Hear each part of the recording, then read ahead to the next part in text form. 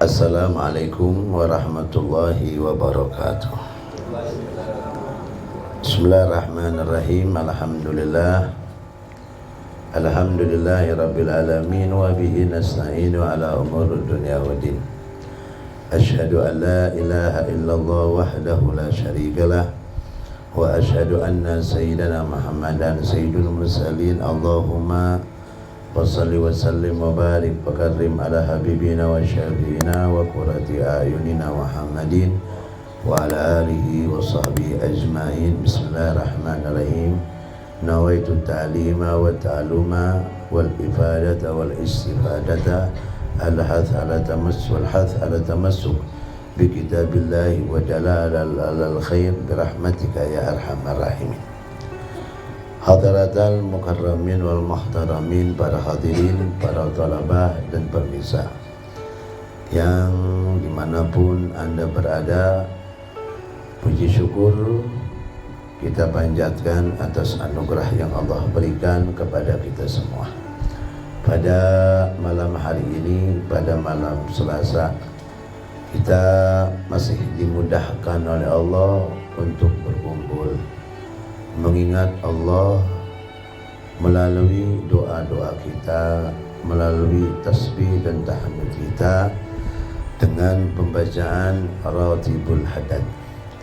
Kita berharap dengan Ratibul Hadad atau kumpulan doa yang disusun oleh Al-Habib Abdullah bin Alawi Al-Hadad ini menjadi tertolaknya semua bahla dan dijadikan kita salimin ghanimin, orang-orang yang selamat dan orang-orang yang beruntung baik di dunia maupun di akhirat insyaallah, amin ya rabbal alamin.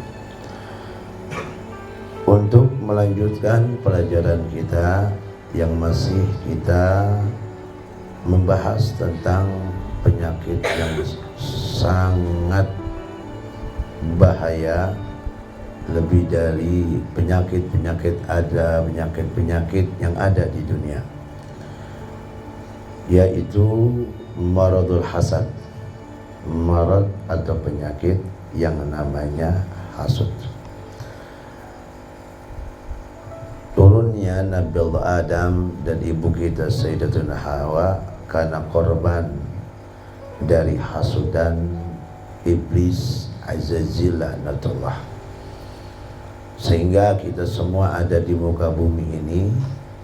Ini adalah salah satu bukti bahwa buah dari hasudnya iblis laknatullah yang mengganggu dan menjerumuskan Nabi Allah Adam, sehingga di dalam aturan Allah di alam ini, Allah takdirkan Adam diturunkan di muka bumi ini untuk membuktikan kembalinya dia kepada Allah dengan dia menjalankan kehidupan dia di dunia bersama keturunan-keturunannya. Bagi yang dikatakan selamat, maka dia akan beruntung di dunia dan di akhirat. Bagi yang tidak selamat, maka dia orang yang tidak beruntung baik di dunia maupun di akhirat. Siapakah orang yang selamat? Orang yang selamat adalah orang yang mendapatkan hakikatul Islam, orang yang mendapatkan Islam yang sebenarnya. Islam yang sebenarnya kembali kepada sifat orang-orang saleh, yaitu salamatus sudur, selamatnya hati mereka, selamatnya jiwa kita anil ghil, dari sifat-sifat jelek yang ada di hati. Maka di dalam kita berdoa baik untuk kita dan untuk kaum muslimin, maka di antara doa kita, wala taj'al fi qulubina ghillan lil ladzina amanu, Ya Allah, jangan Engkau jadikan di hati kami itu penyakit ghil, penyakit dengki, penyakit benci, penyakit yang tercela kepada orang-orang mukmin, orang-orang yang beriman. Mudah-mudahan kita semua digolongkan menjadi salimin insyaallah. Amin ya rabbal alamin. Untuk kali ini kita akan membahas kaitan dengan ukuran yang wajib di dalam menafikan sifat hasud di dalam hati kita. Dalam pelajaran yang lalu kita membahas tentang obat yang mujarab, obat yang sangat bermanfaat untuk membersihkan sifat hasud kita. Sekarang kita akan membahas tentang ukuran yang harus kita hilangkan ya dari penyakit hasud. Ini ukurannya bagaimana? Kalau ada santri atau orang alim ketika ia mencari ilmunya ridwan bima yadlub, ya, dia berharap keridhaan dari Allah dari apa yang ia cari, dan Allah ridha dari apa yang ia dapatkan dari Allah. Siapa mereka? Merekalah orang yang alim kemudian mengamalkan ilmunya dan dia tidak ada harapan dalam dunia kecuali keridhaan Allah. Ini orang alim, orang yang selamat. Ini orang talibul ilm, orang yang selamat. Ada lagi enggak? Ada orang talibul ilmi, mencari ilmu untuk berbangga-bangga. Tujuannya untuk berbangga-bangga di dalam mencari ilmu, atau untuk meraih kedudukan di dunia, baik kedudukan harta atau pangkat. Berarti orang ini, kata Imam Ghazali, ya, dia telah merusak akdul jual belinya dia telah rugi sofakohnya, jual belinya. Kalau ada innallah syara minal mu'minina anfusahum, Insya Allah telah membeli diri orang-orang mukmin dengan surga. Berarti kalau dia jual belinya udah rusak. Ada lagi enggak yang terakhir? Ya. Yang terakhir ini adalah orang yang hatinya lemah, masing ya kecondongannya kepada dunia, kedudukan dunia, namun sementara ia menyadari bahwa itu salah. Kata Imam Ghazali, ini yang ketiga, yurja taubatuhu, diharapkan taubatnya bisa karena hatinya lemah. Dia tahu bahwa itu salah, namun karena lemahnya dirinya, dia masih mengutamakan dunia, padahal dia tahu perjalanan dia salah. Hadza yurja taubatuhu, ini orang masih bisa diharapkan taubatnya. Kalau yang kedua nggak bisa. Kalau yang pertama sukses. Nah, ini ukuran. Ketika kita mencari ilmu, atau kita mengamalkan ilmu atau menyebarkan ilmu, ini kita termasuk orang yang mana? Apa yang pertama? Amin ya rabbal. Kalau yang kedua jangan. Yang ketiga, ya kalau memang udah begitu cepat-cepat taubat. Dan ini semua kaitannya dengan hati. Kaitannya dengan hati. Karena apa? Karena niat itu ada di hati. Niat itu amalnya hati. Sama cinta itu amalnya hati. Benci itu ada amalnya hati. Benci itu amalnya hati. Kalau ada orang benci, hasud, ya, namun tidak keluar dari mulutnya, cuma ngedumel doang gitu, kata orang Betawi mah ngedumel ini. Masing dosa, cuman dosanya hati. Nah kalau dia ngomong itu udah bahasa ghibah atau sombong. Kalau ghibah dia menceritakan fulan begini, padahal dia hasut. Berarti tingkatan penyakit hatinya udah masuk ke anggota badan. Ya karena dia udah ngomong itu ghibah, menyebutkan kejelekan saudaranya. Ini berangkat dari apa? Berangkat dari hasut. Kalau dia tidak hasut, tidak mungkin dia berbicara begitu. Kadang sombong. Siapa dia? Gak ada apa-apanya di depan nama. Apa yang dia punya belum seberapa dari apa yang anak punya. Padahal dia gak punya apa-apa. Nah itu bukan ghibah itu. Itu bukan ghibah, ya. Itu adalah sombong. Itu adalah sombong. Tuh, itu semua dari penyakit apa? Hasut. Makanya kata Imam Ghazali, kalau hasut ini bisa diobati, semuanya mudah.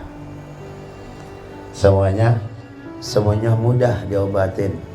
Ya makanya kita pengen tahu nih, seukuran mana yang wajib kita hilangkan dari penyakit hasut ini, untuk menafikan hasut yang ada dalam diri kita, untuk kita bersihkan.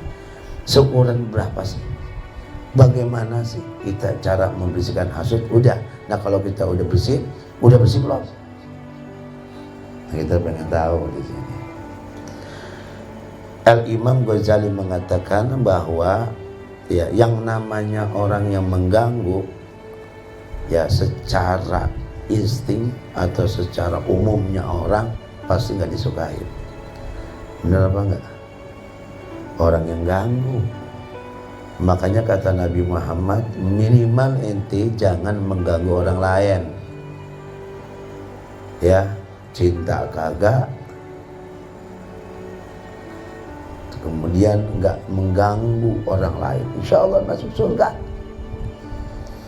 Insya Allah masuk surga. Ya, jangan ganggu orang lain. Udah. Ya, karena orang seperti ini walau atau jika dia berbuat salah, namun kesalahan tidak merugikan orang lain, ini bisa mudah untuk bertobat. Mudah dia. Udah ada tanda. Ya, tanda insya Allah dia selamat. Nah di sini sudah jelas kata Imam Ghazali, siapa yang mengganggu wa man adzaka falyumkinuka alla tubghidha ghaliban. Siapa yang mengganggumu, ya, siapa yang mengganggumu, maka tidak mungkin kamu umumnya suka. Gak suka kan? Gak suka. Makanya jangan mengganggu temannya. Ya, di pesantren itu jangan mengganggu. Bercanda nggak apa-apa, tapi kalau bercanda mengganggu itu haram. Bukan bercandanya, tapi mengganggu. Ya, jadi jangan mengganggu. Jangan mengganggu ketentraman orang lain. Jangan mengganggu. Bercanda, tapi jangan ganggu. Ya, al-mizah ini, bercanda ini ya menyenangkan. Tapi kalau ada orang merasa terganggu, maka kita akan tidak disukai. Jadi kalau bercanda itu bercanda dengan hal yang membelakan orang lain. Ya duitnya orang diubetin tapi diganti yang lebih banyak, disukain itu. Ya temennya duitnya diubetin 500 perak, tahu-tahu dikasih duit 2000. Seandainya ditemuin juga dia nggak mau, mintanya 2000 aja. Itu ganggu yang menyenangkan gitu. Itu ganggu yang menyenangkan. Fa idza tayassarat lahu ni'mah wa la yumkinuka alla takraha law hatta yasawi indaka husnu hali aduwika wa su'i hali. Nah ini, kalau memang teman kamu itu katanya kalau dia dimudahkan satu kenikmatan, kalau ada teman mendapatkan kemudahan ya, dalam rezeki atau apapun, ya kamu tidak bisa ya menyukainya sampai ya keadaanmu sama dengan dia dapat duit, kamu juga dapat duit. Ada yang kesel nggak? Kagak. Ngelihat buluk dapat duit atau ngelihat buluk mau nikah, tiba-tiba yang satu belum dapat, ya, yang satu belum dapat, ya dirinya nggak suka sama buluk, kecuali belum dapat dia dapat, ya, begitu kagak? Ya, atau apa? Hatta yasu indaka husnul hali aduiki wasu'il, atau baik jeleknya dia gak jadi, dia juga gak jadi. Awur-awuran itu. Ya. Nah di sini ini ya kalau udah begitu bagaimana? Ya itu orang umumnya begitu. Maka wa idza kunta fi ni'matin far'aha, jika engkau berada dalam satu kenikmatan, jaga tuh kenikmatan. Jangan ngomong ini anak dapat duit banyak, anak punya ini ngasih, maka agak bikin kesel orang. Udah diam. Kalau mau ngomong kasih, jangan nyebut anak punya makanan ini, anak punya ngasih, maka agak. Udah begitu makan di depan temennya, hilang temennya. Jangan cerita aja. Kalau makan enak gak bisa bagi, ngumpet aja makannya.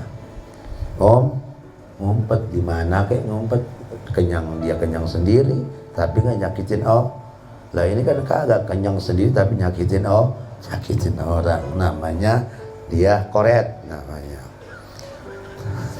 Nah koret kata Betawi seberang mah tahu koret, ya, pedit tahu, pedit, pelit tahu, pelit, gulu gasiran ya bulu apa gasiran apa namanya, gasiran ya, coba dibuka kepalanya, undelnya itu ada 4 paling itu.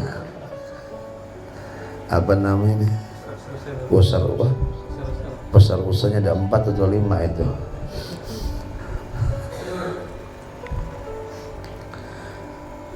Bal la tazalu tudriku fit nafsi baina tafarruqa. Nah bahkan bisa terjadi di dalam diri kalian itu ya perasaan ya hancur gitu, udah pecah, udah yang tadinya suka jadi nggak suka, udah aur-auran gitu hati, aur-auran gitu. Nah kalau udah begitu bagaimana kalau udah begitu? Wala yazalu syaitan yunazi'uka ilal hasad lahu. Nah senantiasa yang namanya syaitan terus menciptakan permusuhan di diri kalian menuju sifat hasud kepada temannya. Tuh setan, kata setan, lalu yanahum ajmain ila ibadaka sholihin. Terus setan, lalu yanahum, sungguh pasti kami akan sesatkan mereka kecuali hamba-Mu yang soleh. Tuh caranya setan. Jadi kalau udah nggak suka sama seseorang, hati-hati nih. Misalnya kita melihat orang itu punya sesuatu, teman itu punya sesuatu, ente nggak suka, diam. Dan kita beli, ya Allah, sembuhkan ya Allah, sembuhkan. Ini udah undang setan ini. Sudah undang setan untuk menciptakan permusuhan. Nah ini berarti tahu ya caranya setan ganggu kan?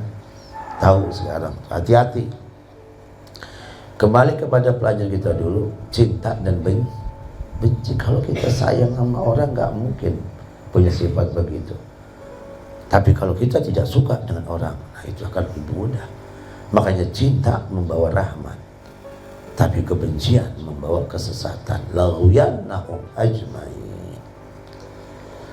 Hadirin jamaah yang dimuliakan oleh Allah Subhanahu wa taala.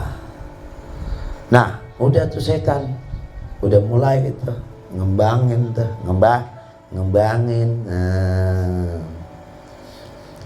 Bilang sama tuh kita, kata setan, bang, tahu nggak tuh? Dia punya begitu tuh, ngenengin ente itu, ngeledek itu, setan itu. Padahal kan nggak begitu teman, nggak begitu. Dia bawaannya kita emosi aja, baper kalau orang sekarang bilang ya, baperan ya, bener ya, baperan gitu. Nah kalau udah timbul dia mengikuti, tidak suka tidak suka dikembangkan oleh setan kebencian, walakin in guyada dalika fika hatta ba'atha ila idahil hasud bikon of fi'lin bihitu ya'rifu dalika mudahiri bi apalagi ikhtariya fa anta hasudun asin yahsudu.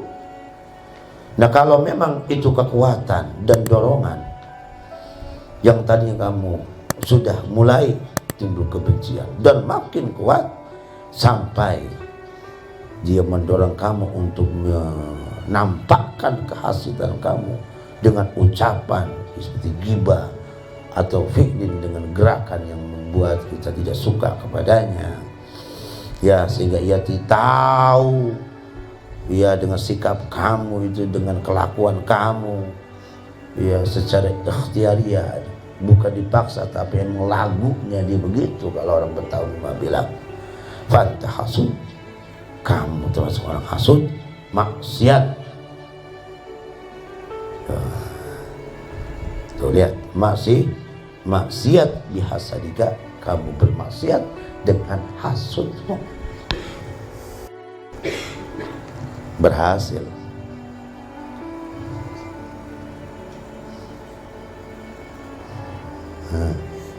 Nah kalau bagaimana kalau kita nggak tampakkan dari mulut kita, lisan kita, atau sikap kita, wa in kafafta dhahiraka bil kulliyati illa annaka bi fadhika tuhibbu zalama wa laysa li nafsika karaha. Nah bagaimana? Sandi yang kau tahan itu, ya kau tahan, nggak ampe nampakin itu, nggak suka sih nggak suka, cuma di hati doang, cuman nggak diomongin, nyengir dong kita, nyengir aja, padahal kan hati ngegumel, brengsek loh, lu dulu lagi yang menang, ya kan? Ya namun di batin kamu tuh berharap bahwa nikmat yang dia miliki hilang, ya di sini walaysa fi nafsika rohal, tapi satu sisi kamu nggak suka gitu. Saya punya sikap ini, saya nggak suka. Dia tahu. Nah bagaimana nih? Bagaimana? Kamu tahu itu salah. Kalau anta aidan hasud asin, kamu dianggap maksiat, tapi maksiat doang, tapi bukan hasud. Kamu dosa tetap. Padahal di hati kita tahu kita ini salah, sehingga kita tidak tampakkan ucapan kita. Tetap Anda maksiat, tapi maksiat Anda bukan karena hasud, tetap dianggap maksiat. Paham ya? Penting nih, penting banget nih. Ya. Li'annal hasad sifatul qalbi la sifatul fi'l. Kenapa masih dikatakan maksiat? Karena hasud itu adalah sifatnya hati, bukan sifatnya atau keadaan satu gerakan. Jadi ada orang yang, saya ulang lagi, ada orang dosa karena hasud, ada orang yang dosa doang. Seperti dua keadaan. Kapan orang yang punya dosa karena hasud? Kalau dia tidak suka kemudian dia tampakkan ketidaksukaan itu, maka Anda maksiat dengan hasud, dengan sebab hasud. Tapi kalau Anda tidak suka dengan sesuatu, namun Anda tahu bahwa itu Anda salah, tapi tetap Anda lakukan, maka Anda dikatakan maksiat. Karena Anda tidak tampakkan. Kenapa dianggap dosa? Ya karena yang namanya hasud itu sifatnya hati, sifat jeleknya hati. Allah Subhanahu wa ta'ala berfirman, wala yajiduna fi sudurihim hajah mimma utu, tidak ada di hati mereka tidak dapatkan di hati mereka sesuatu yang mereka dapatkan. Nah, mimma utu dan mereka dapatkan. Subhanallah, ini para ulama-ulama yang saleh, nggak ada sedikit pun. Nah kalau ada ya udah dianggap. Waddu la takfuruna kama kafaru fatakunu sawa. Mereka berharap, ini berbicara orang kafir, seandainya mereka melakukan, seandainya kamu berbuat kekufuran seperti mereka lakukan, fatakunu sawa, maka kamu dianggap sama. Jangan. Ya. Intam saskum hasanatun, tasani engkau mendapatkan kebaikan menimpa kalian, tasukum, ternyata kebaikan itu menjadi susah mereka. Jangan. Ya, jangan ada orang yang punya sifat seperti itu. Kalau ingin berlomba-lombalah dengan baik yang positif. Fastabiqul khairat, maka berlomba-lombalah untuk meraih kebaikan. Amal fi'lu fawaghibatun wa kidbun, adapun sikap yang dia tampakkan ketidaksukaan itu adalah dianggap dosa ghibah dan dosa dusta.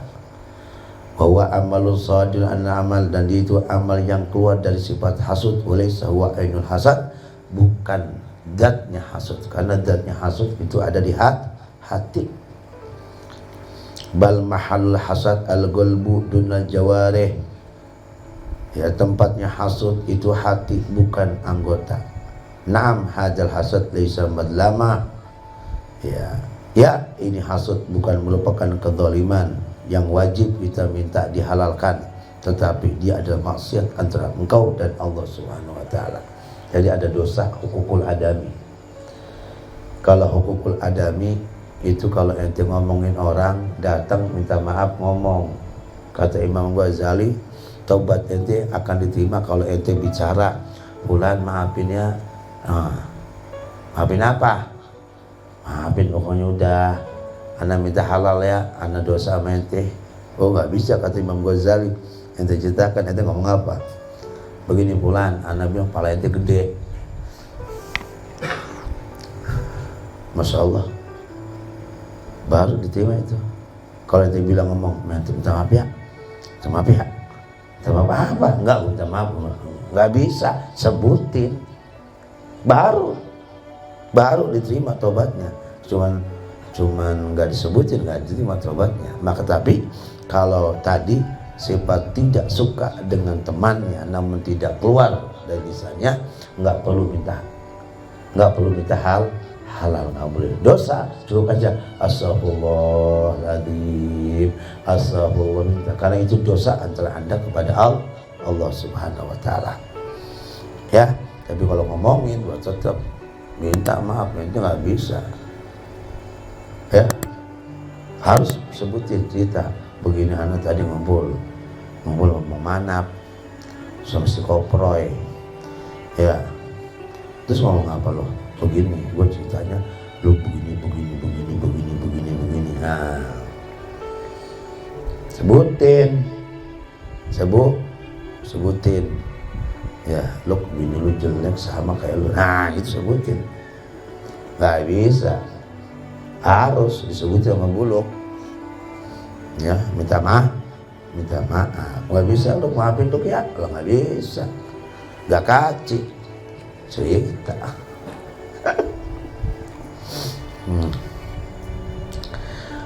Wa innama yajibul istihlal minal asbab dhahira ala jawarih, Dan wajib kita minta halal adalah sabab-sabab zahir yang nampak di dalam sikap. Itu baru boleh itu. Tapi kalau cuma benci doang enggak. Minta aja taubat sama Allah. Fa amma idza kafarta zahirak wa alzamta ma dhalika albaka karahata matasabi bi taba' min hubbi zalinama hatta ka'annaka tumgidu nafsa ala ma fi tabiha fatabtil kal karam min jadil agal fi muqabalati la min jadil taba' faqad adaital wajib alaik. Nah, nih Qurannya. Ada pesan yang engkau tahan mulutmu, lisanmu, sikapmu, dan engkau selalu ya menetapkan di hati kamu bahwa kamu tidak suka apa yang terasa di dalam diri kita dari kebencian kita tentang apa yang didapatkan oleh teman kita bentuk kenikmatan, sampai kamu benci dengan diri kamu. Kok bisa hati jiwaku seperti ini, ya Allah. Nah, ketidaksukaan yang ada dalam diri kita kepadanya, kalau dalam segi pemahaman itu berarti apa? Condongnya memang udah tabiat itu. Tabiat manusia itu ketika temannya mendapatkan sesuatu dia tidak suka. Itu tabiat. Makanya faqad adaital wajib alaik, kamu sudah menjalankan kewajiban. Artinya kamu sudah menafikan hasud kamu. Ini dua kekuatan. Beda itu. Kalau ente nggak suka sama orang, cuma tahu ente ini salah dan ente benci sama diri ente dengan sifat begini, berarti sudah cukup dah. Ente nggak hasud tuh. Walaupun itu ada, tapi kalau para wali subhanallah kagak ada. Wala yajiduna fi sudurihim hajah. Masya Allah. Kalau kita mau ada. Udah itu ukurannya itu ya. Jadi ukurannya. Jadi ukuran kapan kita sudah dianggap menghilangkan sifat hasud tadi. Amin ya rabbal. Mudah-mudahan Allah Subhanahu wa taala memberikan kita kemudahan insyaallah. Ini kita sudah mengerti tentang apa? Tentang jawaban seukuran. Nih, penting. Jadi kalau kita ingin berselamat dari sifat hasud tadi, kalau udah selamat, insya Allah penyakit sombong, penyakit ada ghibah, penyakit sum'ah, penyakit ini insya Allah gampang diobati. Insya Allah. Mudah-mudahan Allah bersihkan hati kita, Allah sucikan jiwa kita, Allah berikan ketenangan dan kenyamanan dalam hati kita, zahir kita, sampai Allah menggolongkan kita orang-orang yang selamat insyaallah. Allahumma inna nas'aluka salamatan fiddin. Kita minta selamat di dalam kita menjalankan agama. Amin ya rabbal